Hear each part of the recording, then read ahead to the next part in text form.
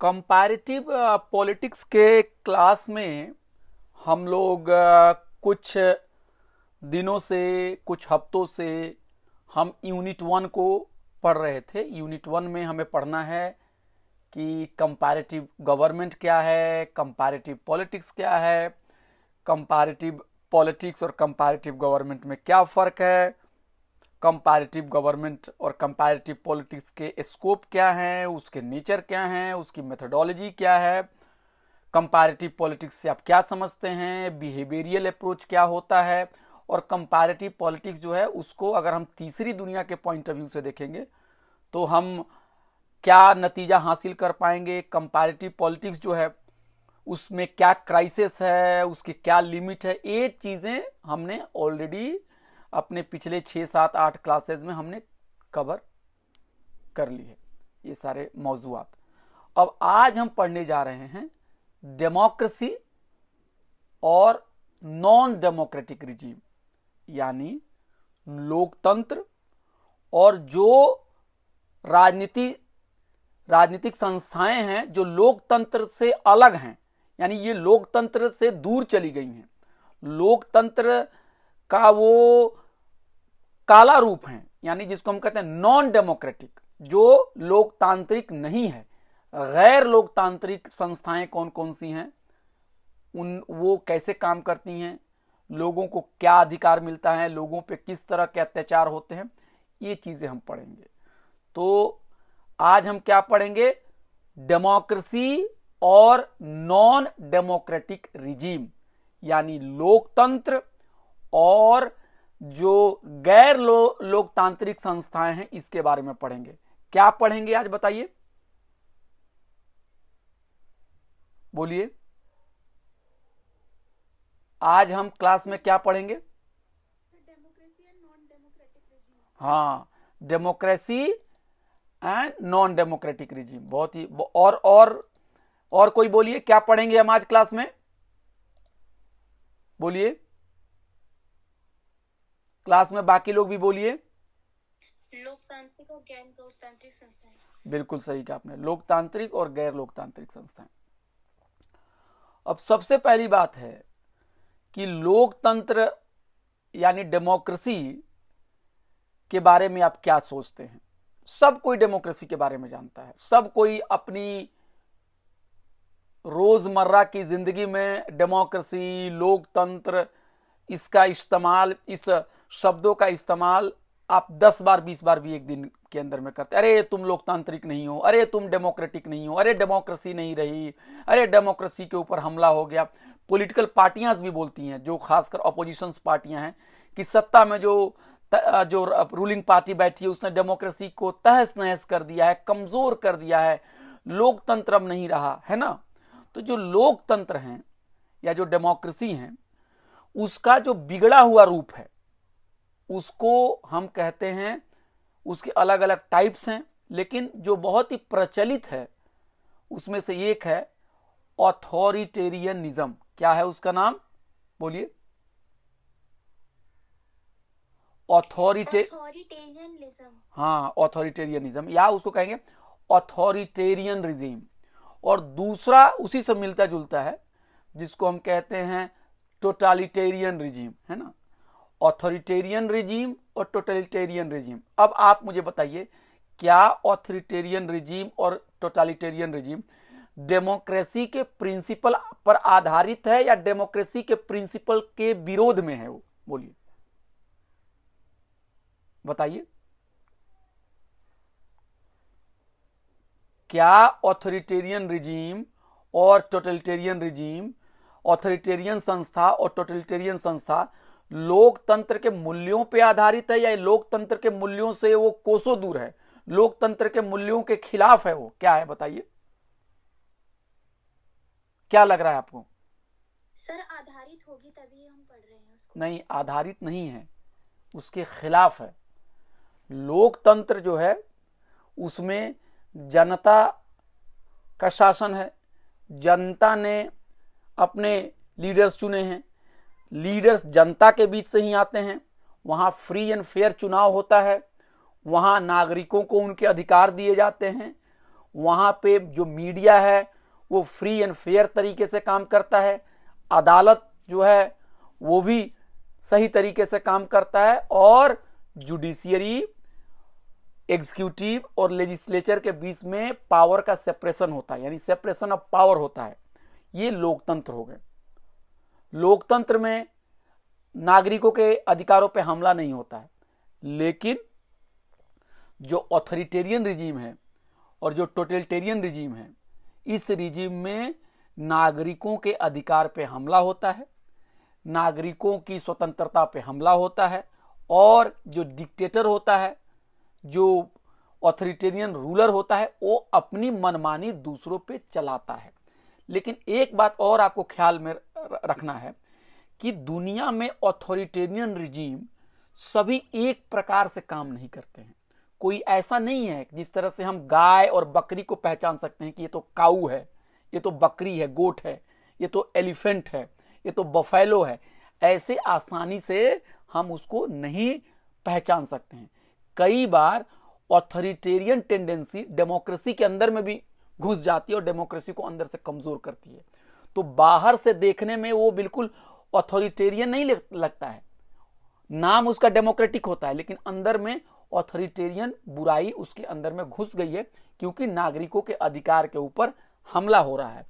तो और totalitarian regime के अंदर में क्या है कि वहां पे नागरिकों के हर जिंदगी को कंट्रोल जो है वो राज्य करता है, ताकतवर लोग करते हैं, एक पार्टी करती है, एक डिक्टेटर करता है। तो हमको सबसे पहली बात याद रखना है कि डेमोक्रेसी और ऑथोरिटेरियन रिजीम और टोटलिटेरियन रिजीम दोनों अलग अलग हैं, दोनों एक दूसरे के खिलाफ हैं।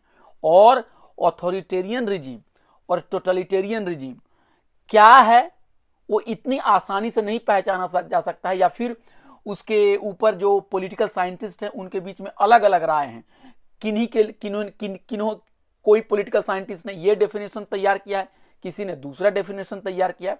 लेकिन इतना समझ लीजिए कि जब डेमोक्रेसी के अंदर में लोगों के अधिकारों पे हनन हो, जब डेमोक्रेसी में इलेक्शन सही तरीके से ना हो, जब डेमोक्रेसी में लोगों को अपनी आवाज उठाने से रोका जाए, जब डेमोक्रेसी को कंट्रोल करने की कोशिश की जाए, जब नागरिकों की जिंदगी पे हमला हो, तो वो डेमोक्रेसी नहीं रहती है, अब वो ऑथोरिटेरियन रिजीम हो जाती है ना, जहां पे एक नेता, एक पार्टी, एक सत्ता की मनमानी चलती है और दूसरी आवाजों को दबा दिया जाता है।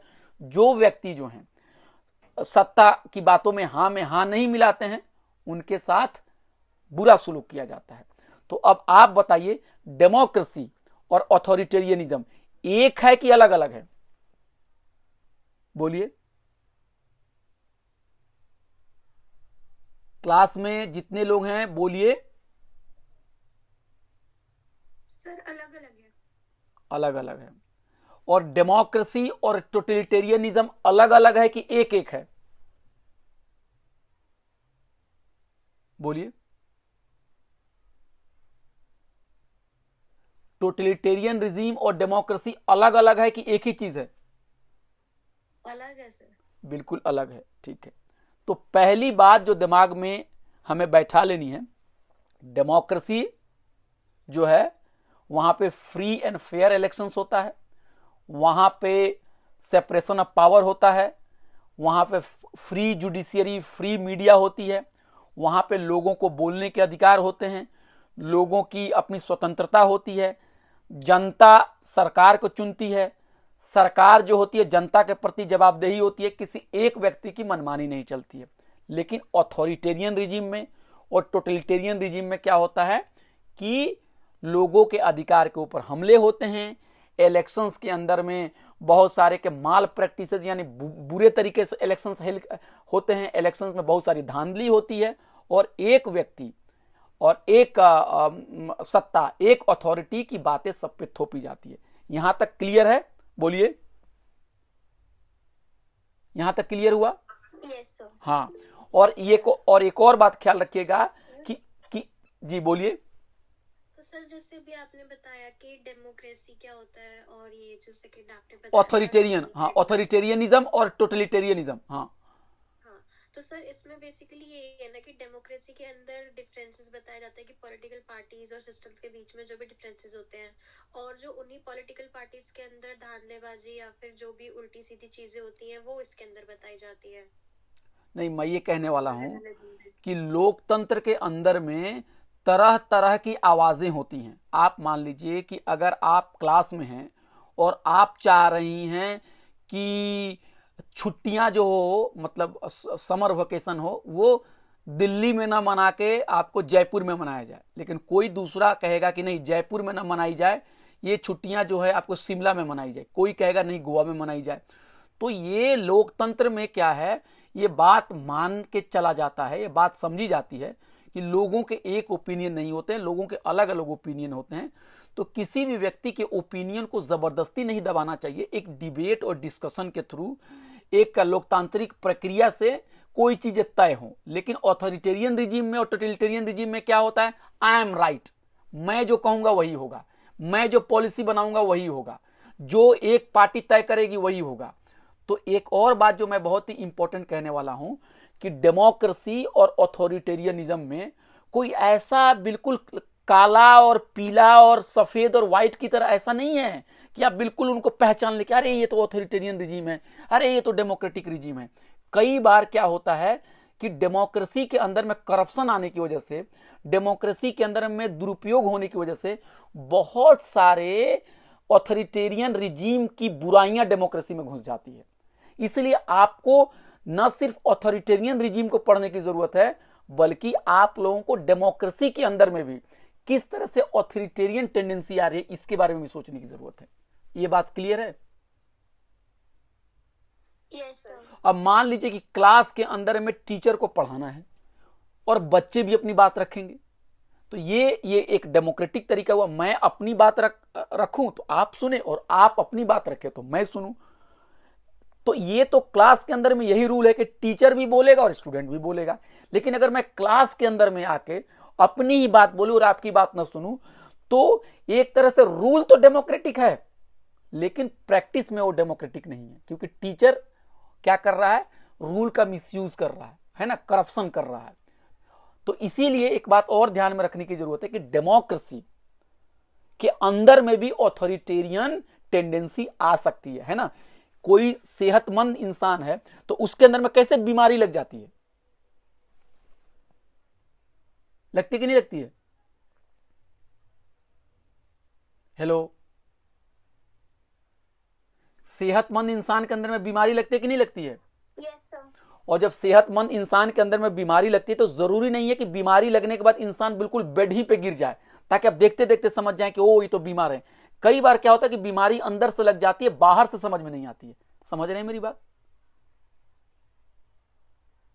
अब मान लीजिए कि लोकतंत्र में क्या है, बोलने का अधिकार है, लोकतंत्र में है अपनी बात रखने का अधिकार है। अब मैं आपको एक बात बता रहा हूं, कल के इंडियन एक्सप्रेस अखबार में अगर आप पढ़ेंगे, कल के इंडियन एक्सप्रेस में तो एक खबर आई है कि सुप्रीम कोर्ट ने कहा है कि अगर नागरिक सरकार की किसी भी पॉलिसी की आलोचना करता है, उससे अपनी असहमति जताता है, तो उस बुनियाद पे उस व्यक्ति को जेल में नहीं डाला जा सकता है, उस बुनियाद पे उस व्यक्ति को आपको कैद नहीं किया जा सकता है, उसको केस उसके ऊपर नहीं थोपा जा सकता है, क्योंकि हमारे कॉन्स्टिट्यूशन में बोलने के अधिकार जो है, राइट टू एक्सप्रेशन जो है, ये जो है फंडामेंटल राइट्स है आर्टिकल 19 के तहत। यानी सरकार किसी भी व्यक्ति को शांतिपूर्ण तरीके से अगर अपनी बातें रखता है, अगर वो किसी नेता को भी क्रिटिसाइज कर रहा है या गवर्नमेंट की पॉलिसी को क्रिटिसाइज कर रहा है, तो पुलिस का इस्तेमाल सरकार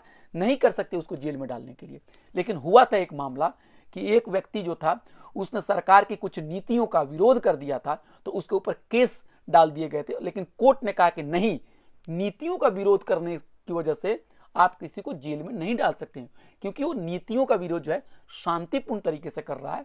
और अगर किसी भी लोकतंत्र में शांतिपूर्ण तरीके से विरोध दर्ज करने की अनुमति अगर नहीं हो, तो वो लोकतंत्र नहीं हो सकता है। वो फिर लोकतंत्र में विरोध जताने की, असहमति जताने की, ये हमारे यहाँ इसकी पूरी गुंजाइश है, ये हमारा कॉन्स्टिट्यूशन इसकी इजाजत देता है। लेकिन होता क्या है, हमारे देश में कॉन्स्टिट्यूशन है, हमारे देश में डेमोक्रेसी है, लेकिन कई बार कुछ ऐसी पॉलिसीज, कुछ ऐसी स्टेप्स ले लिया जाता है पुलिस और इंतजामिया की तरह, जो कभी ना कभी लगता है कि ये डेमोक्रेसी के ऊपर हमला है। ये बात आपको समझ में आ रही है? क्या मैं कहना चाहता हूं? बोलिए। मैं कहना यह चाह रहा हूं कि ऑथोरिटेरियन रिजीम के अंदर में तो नागरिकों के वायलेशन तो बिल्कुल खुल्लम खुल्ला होते हैं, लेकिन कई बार डेमोक्रेटिक सिस्टम के अंदर में भी तरह तरह के बहाने बना के नागरिकों के अधिकारों के ऊपर हमले किए जाते हैं। इसलिए 21वीं सदी में ऑथोरिटेरियनिज्म, डेमोक्रेसी, टोटलिटेरियनिज्म, इन तमाम चीजों को स्टडी करना बहुत ही जटिल प्रश्न बन गया। इतना आसान नहीं है जिस तरह से हम बकरी को और गाय को और बैल को हम पहचान सकते हैं, ये ब्लैक है ना व्हाइट है, ऐसे हम नहीं पहचान सकते हैं। आप समझे मैं क्या बोल रहा हूं? बोलिए। कोई है क्लास में? बताइए क्या मैं कहना चाह रहा हूं, बताइए।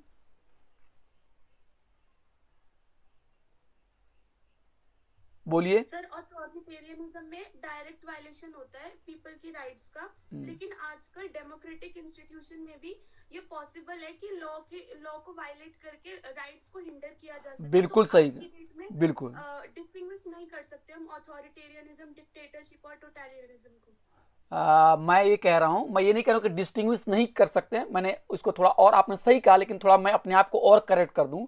मैं ये नहीं कह रहा हूं कि डेमोक्रेसी और ऑथोरिटेरियनिज्म को डिस्टिंग्विश नहीं किया जा सकता है। मैं सिर्फ इतना ही कह रहा हूं कि आज ऑथोरिटेरियन टेंडेंसी भी डेमोक्रेसी के अंदर में आ गई है, जिसकी वजह से अब इसको स्टडी करना और भी कॉम्प्लेक्स होते चला जा रहा है ना। मिसाल के तौर पे कोई इंसान अगर बीमार हो और मान लीजिए अस्पताल के अंदर में, हॉस्पिटल के अंदर में बेड पे लेटा हुआ है, तब तो आप आसानी से उसे देख के कह सकते हैं हाँ ये बीमार है। लेकिन कई बार क्या होता है कि कोई इंसान देखने में सेहतमंद लगता है, लेकिन उसके अंदर में बीमारी लग जाती है, उसको पहचानना मुश्किल होता है कि नहीं होता है? बोलिए। अच्छा, तो ये सारी चीजें आपको ध्यान में रखनी है। तो हम जो हैं पढ़ रहे हैं आज के क्लास में कि 20वीं सेंचुरी में, 21st सेंचुरी में ऑथोरिटेरियन पॉलिसीज जो हैं उसको बहुत सारे स्टेट उसको प्रैक्टिस कर रहे हैं, और व्यक्ति की जो स्वतंत्रता है, जो इंडिविजुअल लिबर्टी है, जो उसके फ्रीडम ऑफ स्पीच है, उसके ऊपर हमले हो रहे हैं। बहुत सारे लोगों को जो सरकार की नीतियों से मतलब सहमति नहीं जताते हैं, उनको जेल में डाल दिया जाता है। कई बार क्या होता है कि सिक्योरिटी के नाम पे, देश के विकास के नाम पे बहुत सारे लोगों को जेल में डाल दिया जाता है, उनके ऊपर केसेस लाद दिए जाते हैं। तो आप देखेंगे कि जो इंडिविजुअल लिबर्टी है उसके ऊपर हमला है, और एक ऑथोरिटेरियन टेंडेंसी जो है वो कई जगह पे आपको देखने को मिल सकती हैं। और एक ऑथोरिटेरियन टेंडेंसीज का एक सबसे बड़ी पहचान ये है कि वहां पे जो माइनॉरिटीज जो होते हैं, जो अल्पसंख्यक होते हैं, जो लोग समाज के हाशिए पे होते हैं, जो लोग मार्जिनलाइज होते हैं, उनको टारगेट किया जाता है और समाज में उनके ऊपर हमले ज्यादा होते हैं। सवाल ये भी है कि आपको पता है कि कोल्ड वॉर के दौरान क्या था कि दुनिया जो थी वो दो हिस्सों में बटी हुई थी। एक हिस्सा जो था वो कैपिटलिस्ट रिजीम था, और दूसरा हिस्सा था जो सोशलिस्ट और कम्युनिस्ट रिजीम था। और जब कोल्ड वॉर 1990 के करीब में खत्म हो गया, तो बहुत सारे देशों में जो पहले यूएसएसआर यानी रशिया के हिस्सा थे, वो क्या किए, उनके अंदर में ट्रांजिशन आया और वो लोग डेमोक्रेसी की तरफ बढ़े। लेकिन बहुत सारे स्कॉलर्स का कहना यह है कि वहां पे डेमोक्रेसी का जो ट्रांजिशन है वो कंप्लीट नहीं हो पाया है। वहां पे सेमी डेमोक्रेसी है वहां पे, और वहां पे जो है सेमी ट्रांजिशन है, और वहां पे ऑथोरिटेरियनिज्म देखने को मिल रहा है। और इस तरह से आप देखेंगे कि दुनिया के बहुत सारे हिस्सों में आज डेमोक्रेसी फैली भी है, जिसको हॉन्टिंगटन कहते हैं कि थर्ड वेव ऑफ डेमोक्रेटाइजेशन हुआ है, लेकिन बहुत सारे हिस्सों में ऑथोरिटेरियनिज्म भी परसिस्ट कर रहा है। इसलिए आज के दौर में 21st सेंचुरी में नॉन डेमोक्रेटिक रिजीम्स को कैसे पहचाने, उसके क्या क्या फीचर्स होते हैं, उसके क्या क्या कैरेक्टरिस्टिक्स होते हैं, इसको पहचानना बहुत आसान नहीं है। ये बहुत ही जटिल विषय बन गया है। मगर जटिल बनने का ये मतलब नहीं है कि आप उसको पढ़ नहीं सकते हैं, आप उसको समझ सकते हैं। बस मेरा कहने का मतलब यह है कि आपको और चौकन्ना रहना पड़ेगा, आपको खबरदार रहना पड़ेगा। तो ये था हमारा बैकग्राउंड कि हम क्यों डेमोक्रेसी और हम क्यों ऑथोरिटेरियनिज्म को पढ़ रहे हैं। हम इसलिए पढ़ रहे हैं डेमोक्रेसी और ऑथोरिटेरियनिज्म को कि 21st सेंचुरी में, 20th सेंचुरी में क्या हुआ है कि आपको बहुत सारे देशों में डेमोक्रेसी तो फैली है, डेमोक्रेटाइजेशन तो हुआ है, लेकिन बहुत जगह पे दुनिया के अंदर में अभी भी बहुत सारे दुनिया के ऐसे हिस्से हैं जहां पे आपको ऑथोरिटेरियनिज्म जो है वहां पे देखा जा रहा है। तो आइए आज हम बात करेंगे। सबसे पहला सवाल आप ये पूछेंगे हमसे कि सर ये ऑथोरिटेरियनिज्म क्या होता है।